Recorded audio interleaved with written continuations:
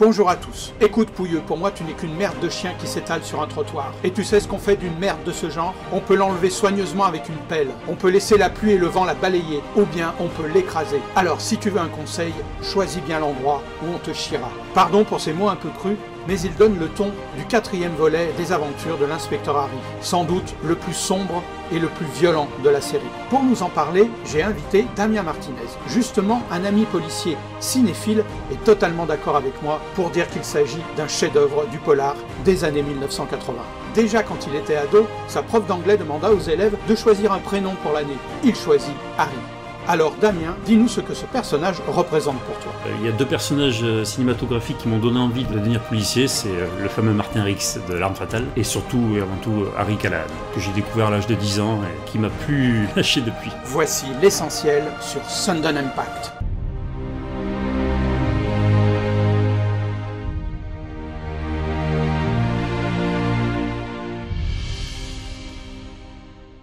Le retour de l'inspecteur Harry, 1983, plus connu sous son titre original Sudden Impact. Clint Eastwood et l'inspecteur Harry Callahan pour la 4e fois, après l'inspecteur Harry de Don Siegel en 1971, Magnum Force de Ted Post en 1973 et l'inspecteur ne renonce jamais de James Fargo en 1976. Il y en aura une 5e avec La dernière cible de Buddy Van Horn en 88. Une femme exécute par balle un homme dans une voiture à San Francisco. Dans le même temps, les méthodes expéditives d'Harry Callahan continuent de lasser ses supérieurs et son lieutenant l'envoie prendre du repos dans la petite ville de San Polo, sur la côte californienne. À peine arrivé à San Polo, il fait par hasard la rencontre de Jennifer Spencer et apprend qu'un crime identique s'est produit près de la plage. Il mène alors sa propre enquête en même temps que le shérif Jennings qui s'oppose totalement à sa présence. Jennifer Spencer est atteinte d'un terrible traumatisme lié à un viol collectif dont elle et sa jeune sœur ont été les victimes il y a plusieurs années. Sudden Impact est le seul des 5 films réalisés par Clint Eastwood. Il est toujours coproduit par la Warner Bros, propriétaire de la franchise, et par Malpazzo Productions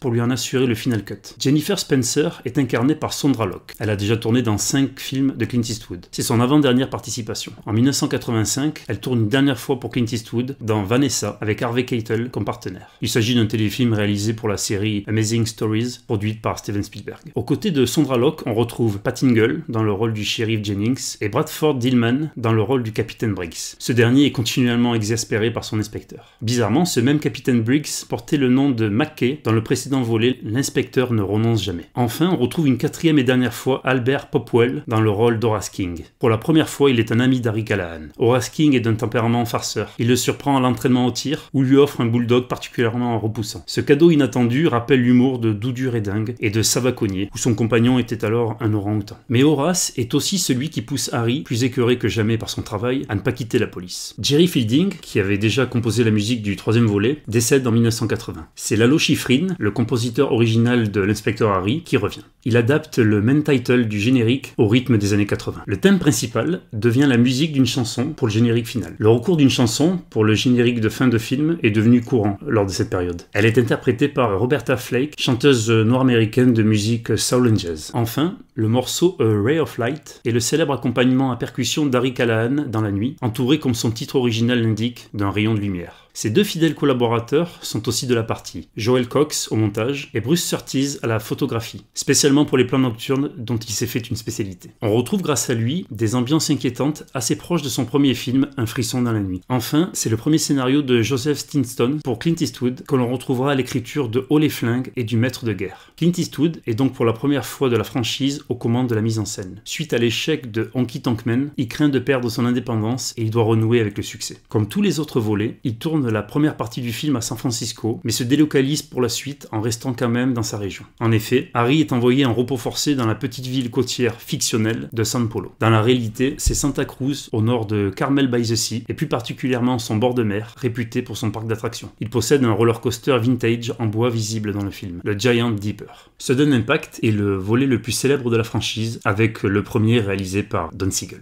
Sa popularité et ses qualités sont dues à de nombreux aspects. Tout d'abord, les nombreuses punchlines du justicier. Il y a celle dite par Fabrice dans l'introduction de cette vidéo. Celle du bastringue de San Polo, quand il s'adresse à la redneck Ray Parkins. Alors qu'elle l'invite à prendre un verre, il répond « Only with humans », seulement avec les humains, qui devient dans la VF « jamais avec les animaux ». Pour la séquence du hold-up, Harry balance au malfaiteur « Nous n'allons pas vous laisser partir comme ça.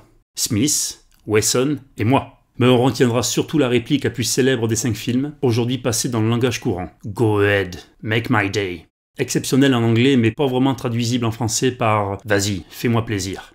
Cette réplique est reprise entre autres dans White Heat, le tube de Madonna 2 ans après le film. On y entend « Come on, make my day ». Le président, Ronald Reagan, reprendra plusieurs fois la phrase dans ses meetings en octobre 1984 pour sa campagne du second mandat, campagne après laquelle il fut réélu. Dans le livre de Richard Schickel, on apprend qu'une jeune fille avait tenté de séduire Clint Eastwood par un procédé peu orthodoxe. Elle survola le terrain de golf où il jouait avec un avion et une banderole où elle avait inscrit en gros « Make my day ». C'est à la même époque que Clint Eastwood s'engage en politique. Il devient le maire de Carmel by the Sea de 1986 à 1988. Pendant son mandat, il milite essentiellement en faveur de la protection de cette zone côtière qu'il aime tant. Aucun permis de construire ne fut délivré par la municipalité durant ces 2 années. Carmel by the Sea apparaît déjà dans son premier film, Un frisson dans la nuit. Le deuxième aspect, absent des autres films de la série, est l'intégration d'éléments psychologiques liés au traumatisme de Jennifer Spencer et de sa jeune sœur. Clint Eastwood y dénonce ouvertement les séquelles définitives que subissent les femmes après un viol. Le viol qu'il dénonce ouvertement dans le film comme étant un crime égal à un assassinat. Sa prise de position est exemplaire lorsqu'il dénonce aussi ses justifications qu'il juge inadmissibles. On était jeunes, donc sous-entendu pas responsable, ou ce n'est pas si grave, diront 2 des violeurs avant d'être exécutés par la vengeresse. Une fois de plus, Clint Eastwood refuse le compromis, prend le risque du désaccord, se moque de ceux qui pensent le contraire, et propose un cinéma loin du politiquement correct. Le thème récurrent de l'anti-héros est une nouvelle fois présent. Endossé encore par Clint Eastwood, c'est aussi sur Sondra Locke qu'il se reporte. La séquence du viol collectif est à ce titre une des plus violentes de toute sa filmographie, et c'est sa compagne dans la réalité qu'il endosse. Le couple est uni depuis une dizaine d'années, et Sondra Locke était déjà malmenée dans José Wells hors la loi, mais c'est bien dans Sudden Impact que la brutalité des agresseurs est la plus extrême. Enfin, sa grande faculté à combiner les genres. Sudden Impact est sans doute le film où il réussit le mieux cet exercice difficile. Clint Eastwood combine le polar avec 2 genres bien identifiables, le cinéma fantastique et le film de Rape and Revenge, ce qui fait de Sudden Impact le film de la franchise le plus personnel de Clint Eastwood. La combinaison avec le fantastique passe essentiellement par le motif de la fête foraine que l'on retrouve dans de nombreuses productions d'épouvante, comme Destination Finale 3, Massacre dans le train fantôme ou encore La Maison des Mille Morts. Dans Sudden Impact, il est présent constamment. Jennifer Spencer doit restaurer le manège de chevaux de bois qui sera le lieu de l'affrontement final. Le roller coaster sert aussi de décor à une séquence de prise d'otage. Et c'est le son des manèges qui est utilisé pour illustrer le viol. C'est le moment le plus violent du film. La combinaison avec le fantastique touche par conséquence non seulement son personnage, mais aussi celui de Jennifer Spencer. Comme ce fut le cas dans L'Homme des Hautes Plaines, Harry Callahan revient une nouvelle fois d'entre les morts. Il est passé à tabac et noyé par Mike et sa bande. Il ressuscite et apparaît sous une forme vaporeuse. Dans une séquence jubilatoire, il est entouré d'un halo de lumière, accompagné par la musique de Lalo Schifrin. Cette résurrection reste aujourd'hui une scène des plus célèbres du cinéma des années 80. Jennifer Spencer semble aussi revenir d'outre-tombe pour exécuter sa vengeance. Son autoportrait en peinture représente un masque inhumain et diabolique. Harry apparaîtra lui-même dans une version infernale de son personnage, lorsqu'il conduit une voiture incendiée. Mais c'est à travers les miroirs brisés que les 2 fantômes s'unissent et apparaissent. La fêlure de ces reflets est autant celle d'un au-delà qui se matérialise que celle de 2 vies brisées. Mais c'est surtout par la combinaison du genre Rape and Revenge, littéralement viol et vengeance, que le film s'impose comme un des meilleurs de cette catégorie. Ce sous-genre horrifique du drame social a pour origine La Source, d'Ingmar Bergman en 1960. L'histoire d'une jeune fille violée et vengée par ses parents et son remake par Wes Craven en 1972 avec La Dernière Maison sur la gauche. Aux côtés de Sudden Impact, on pourra citer entre autres Blood Island du coréen Yang Chul-soo, I Spit on Your Grave de Meher Zarki en 1978, avec son remake de Steven Monroe en 2010, mais aussi les 2 films français L'été meurtrier de Jean Becker, d'après Sébastien Japrisot, la même année que Sudden Impact, ou Irréversible de Gaspard Noé en 2002.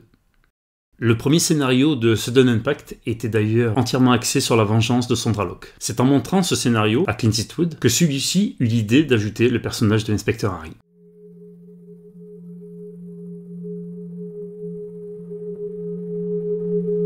Clint Eastwood applique alors strictement les codes du genre, l'ultraviolence de la séquence du viol, l'exécution totale et radicale de tous les agresseurs, et surtout la non-condamnation du vengeur. Il doit triompher et ne pas être arrêté. Ce triomphe passe alors graphiquement par l'empalement du plus dangereux, dont la chair est donc aussi pénétrée par force, c'est le violeur violé. Et comme le dit Noël Simsolo dans son livre, Harry ne la condamne pas car il termine le travail qu'elle n'aurait pas pu achever. Complices, ils se comprennent alors dans le même désespoir. Clint Eastwood ne prône donc pas l'autodéfense, mais bien la vengeance, et uniquement comme ressort dramatique. D'où la légitimité de la présence du policier pour venir en aide à l'exécutrice. Elle est le bourreau de ses extorsionnaires, mais devient la victime du dernier d'entre eux.